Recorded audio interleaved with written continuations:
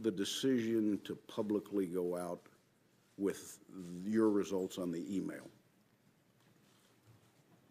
Was your decision influenced by the Attorney General's tarmac meeting with the former President Bill Clinton?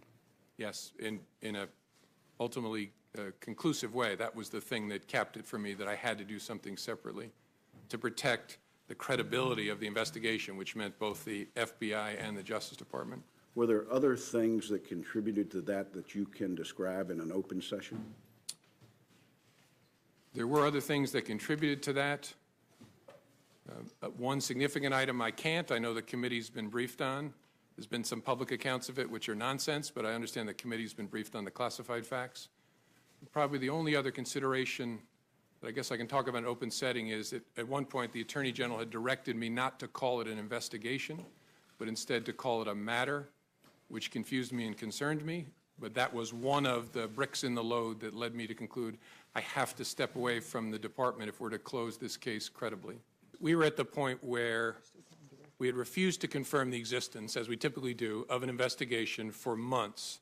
And it was getting to a place where that looked silly because the campaigns were talking about interacting with the FBI in the course of our work.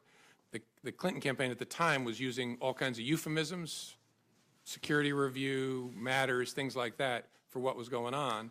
We were getting to a place where the Attorney General and I were both going to have to testify and talk publicly about it. And I wanted to know, was she going to authorize us to confirm we had an investigation? And she said, yes, but don't call it that, call it a matter. And I said, why would I do that?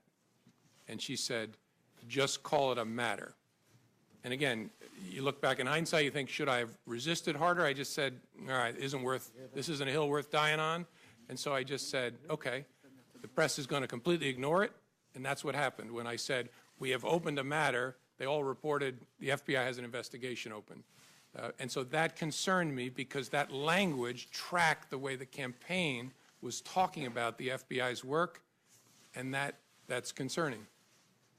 It gave the impression that the campaign was somehow using the same language as the FBI because you were handed the campaign language and told to be able to use the campaign language. And again, I don't know whether it was intentional or not, but it gave the impression that the Attorney General was looking to align the way we talked about our work with the way a political campaign was describing the same activity, which was inaccurate. We had a criminal investigation open. As I've said before, the Federal Bureau of Investigation. We had an investigation open at the time, and so that gave me a queasy feeling.